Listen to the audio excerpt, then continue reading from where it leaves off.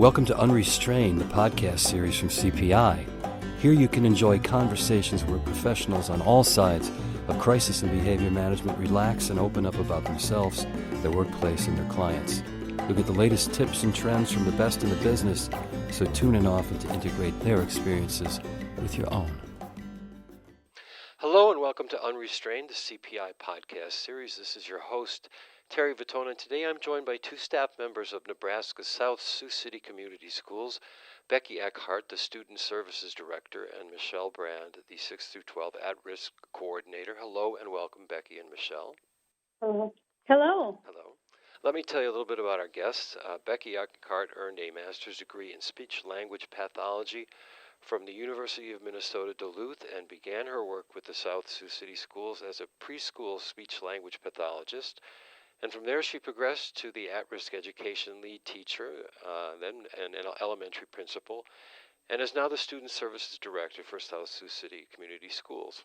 Michele Brand earned a graduate degree in Behavior Disorders and Instructional Strategy from Morningside College, and since 2004, she has acted as Sioux City Schools 6 through 12 Risk Coordinator. And in 2015, she was awarded the local ABC network affiliate KCAU's My Favorite Teacher Award. And today we're going to talk about the features of the Sioux City Community Schools, how they came to include CPI's nonviolent crisis intervention training in their program, some experiences and successes they've had using CPI strategies and techniques, and finally proposed State Bill 595, sponsored by Senator Michael Groney, relating to the Student Discipline Act and how it provides for the use of physical force or physical restraint or removal from class in response to student behavior. It also states that a teacher shall not be subject to legal action or administrative discipline for removing a student from a class. So we'll be very interested to get your thoughts on this legislation. But let's start with some information about Sioux City Community Schools, the number of schools, students, your roles, and just some demographics of the community that you serve. Thank you, Terry. This is Becky. We have right at about 3,900 students in Sioux City Community Schools. About 19% of them are ELL or second language learners. Over 70% are minority, and about 13% are special education students. So we have quite a diverse student population. I see. All right, and how long have you used CPI training in Sioux City Community Schools, and how was it chosen? That was before my time as Student Services Director, Terry, but we've been using it since 2003, and it originally, my understanding is it came about by we did not have a process in place to respond to students when they became physical. And so the team at that time identified CPI as a model that fit our beliefs in Sioux City Schools. At that time, we really restricted our training to our special education staff. But since that, we've grown it dramatically. We not only train all our student services staff, but we've trained all our school counselors. Every administrator in Sioux City is trained, as well as many, many general education staff and support staff. Our goal is, long-term goal is to have 100% of our staff trained.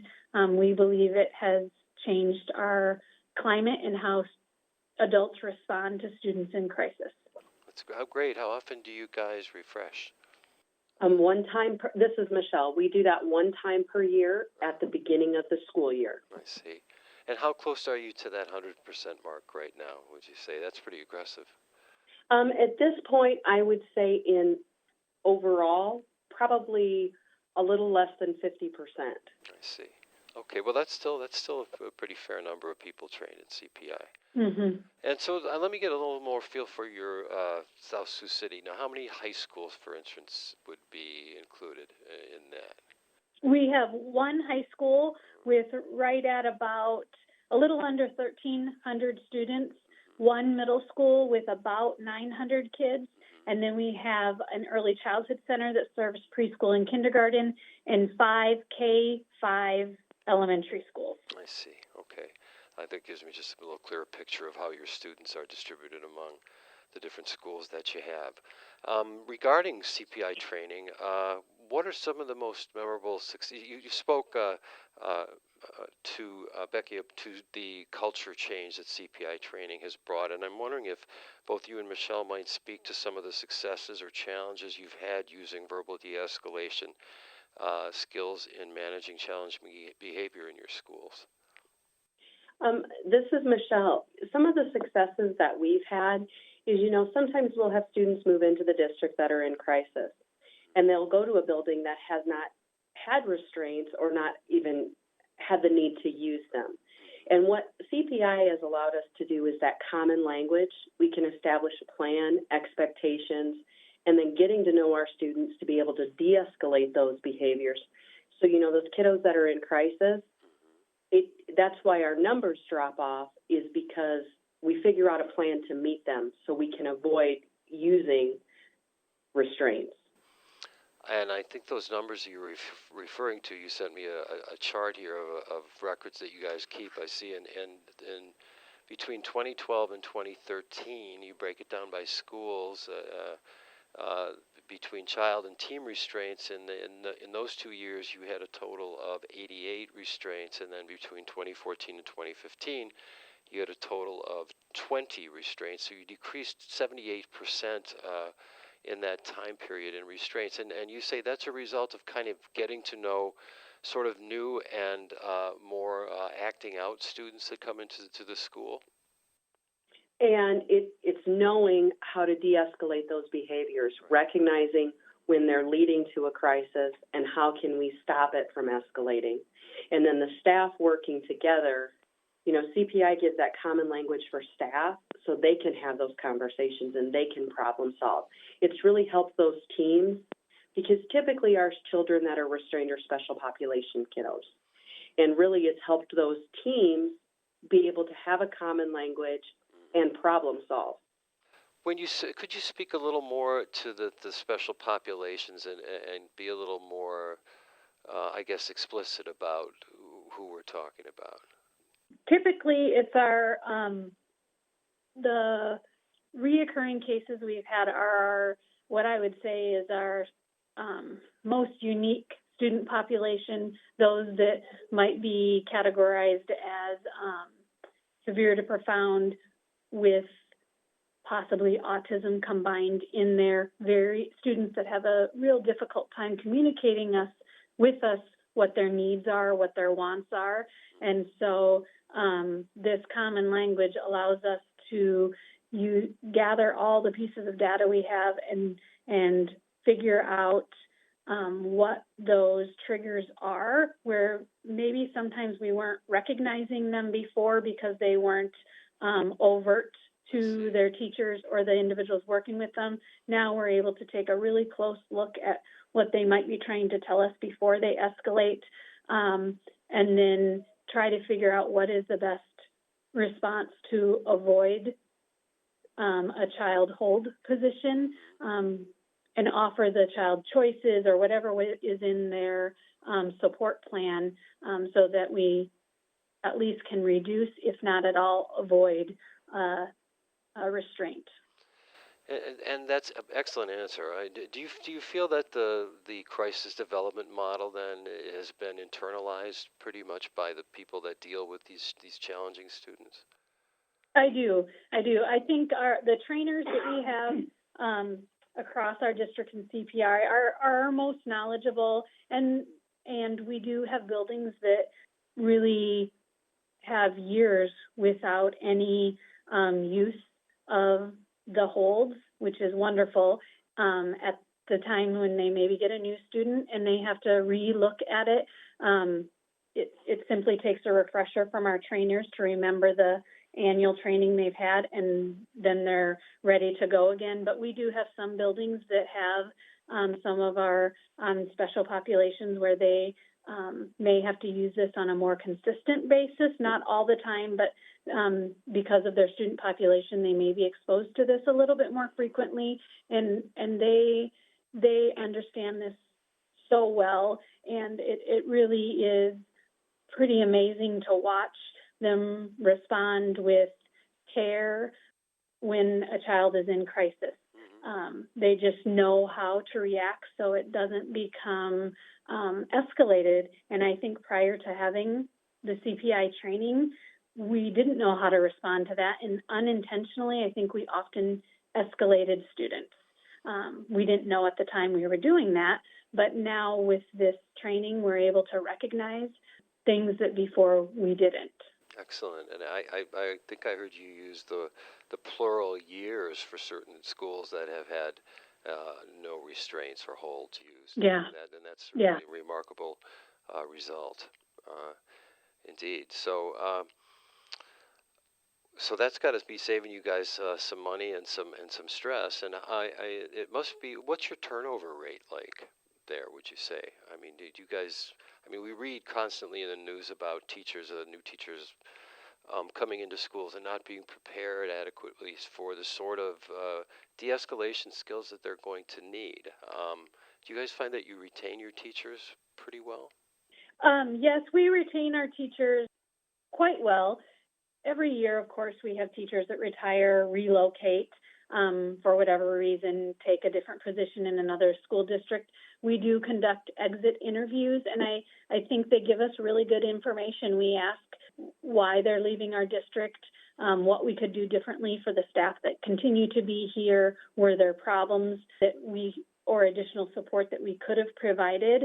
And to my knowledge, never has someone left our district because they felt unsafe or they didn't believe they had the appropriate supports in place. It's typically, they're leaving because their families are relocating. They're moving on to some career advancement, but we're pretty proud that the staff are not leaving because they don't feel supported and they don't feel safe. I think we do a really nice job responding to teachers that feel like maybe they have someone in their classroom that they don't feel equipped to support.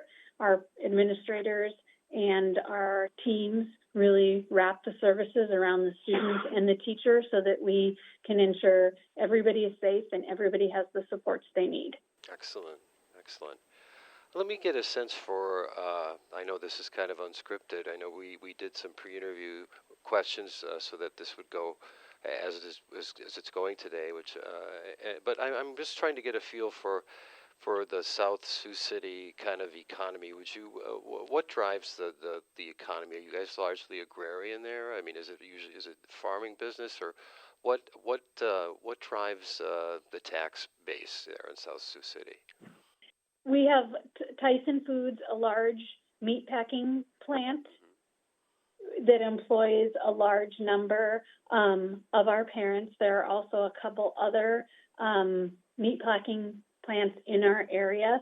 So I'd say that is probably the number one employer by far in our area.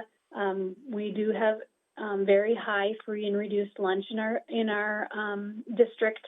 I don't have the percentage right in front of me, but I believe it's in the 70% of free and reduced lunch.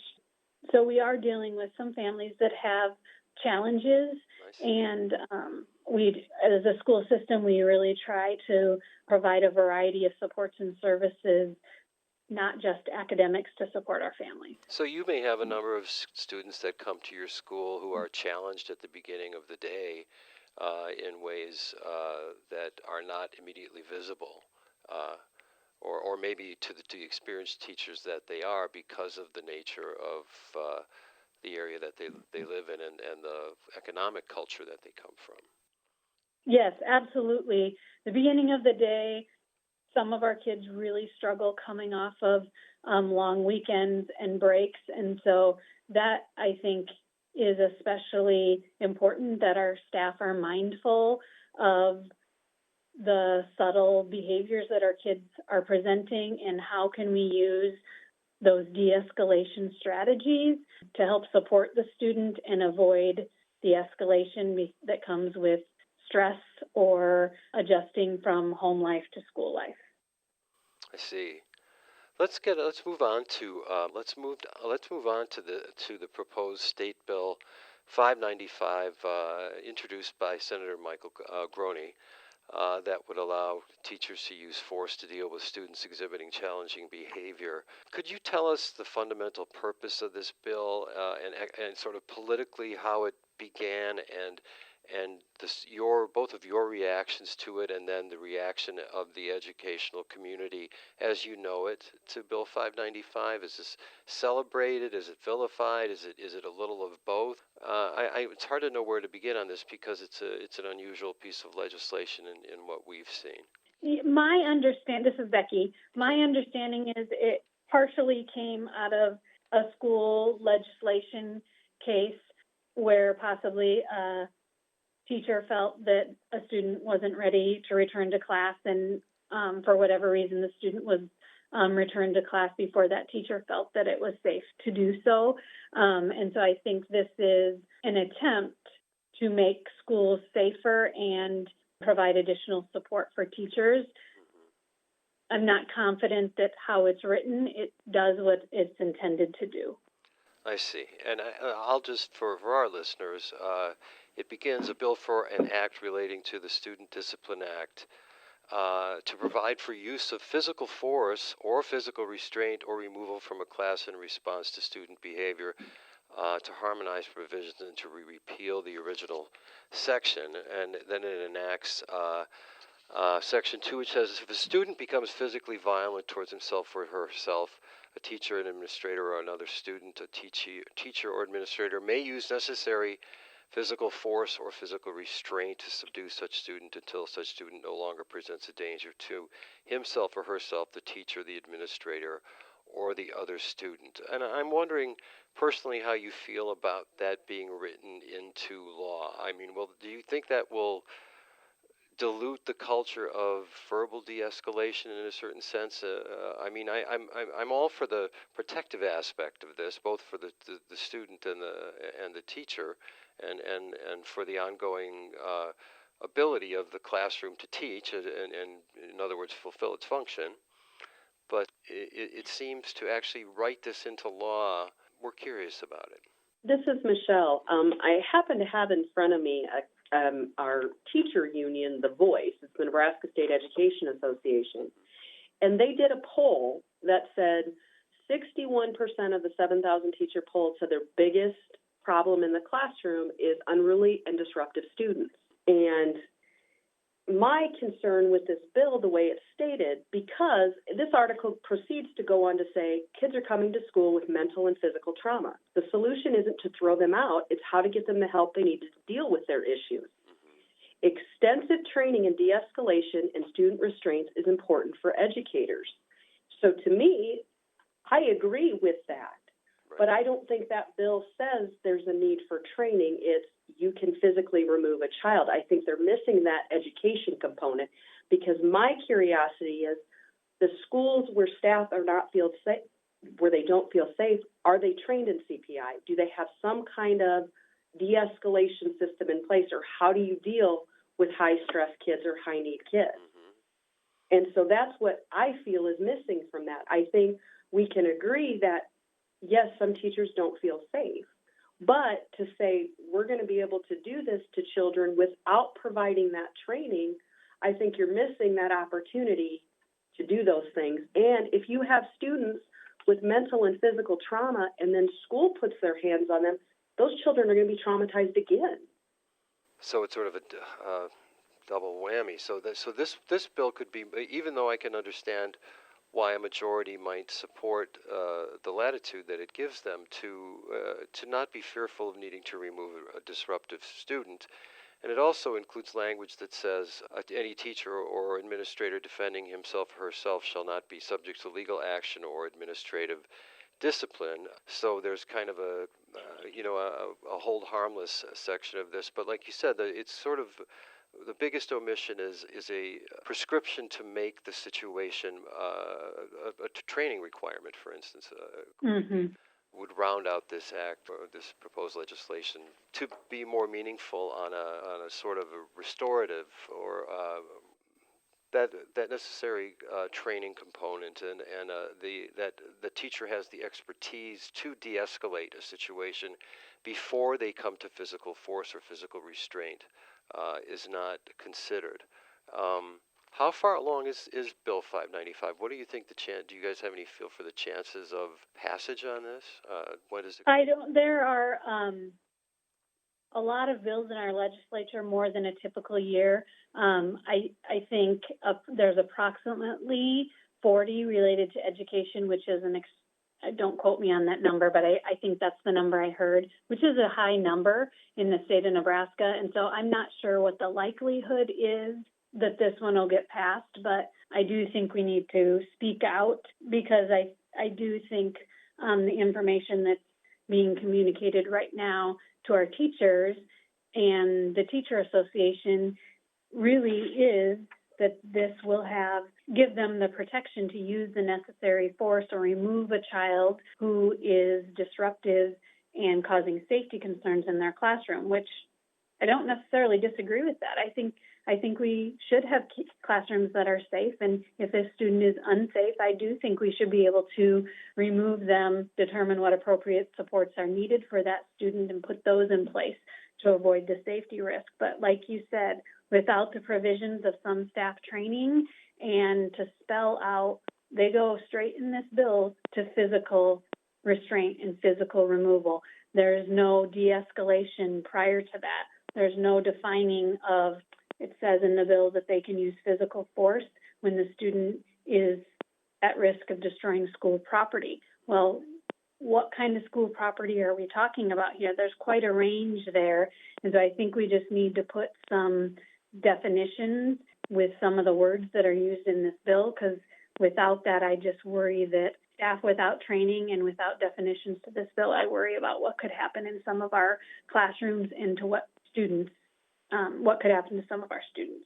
I can see how it's the ambiguity of what you just pointed out, that there could be a culture change and not a positive culture change, in the sense that that at the discretionary judgment of the teacher, that they can use this force, but they don't have the balance of the training to go with it.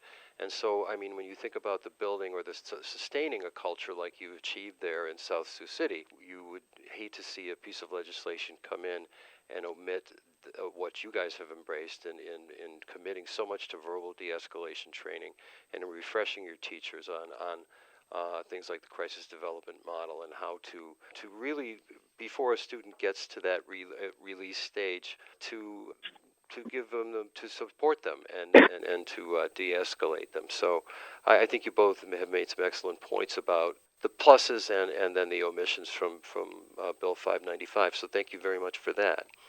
I wanted to ask, thank you both very much today. I'm going to conclude today, first of all, by thanking you both very much for your time. I know you're very, very busy, and to take time out to do a podcast with CPI is something that we're very appreciative of.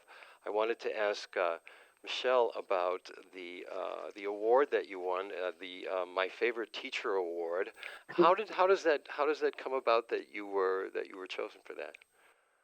My students nominated me, and it was to my surprise. I look up and I have a local news anchor in my doorway. So I had really no idea. It was my kiddos. Every year, KCAU, our local news channel, picks a teacher, and I was fortunate enough that my students nominated me, and I received it, and I really had no clue. And their letters were very touching as far as what I had done to make a difference for them. So it was really humbling, and it came from those guys, which you sometimes don't realize how much kids appreciate what we do. And that was their way of saying thank you. What a tremendous recommendation and a thank you indeed. Well, my guests today have been Becky Eckhardt, she is the Student Services Director, and Michele Brand, the 6 through 12 At-Risk Coordinator for Nebraska's South Sioux City Community Schools. Becky and Michele, thank you so much. Thank you, Terry. And thank you all for listening.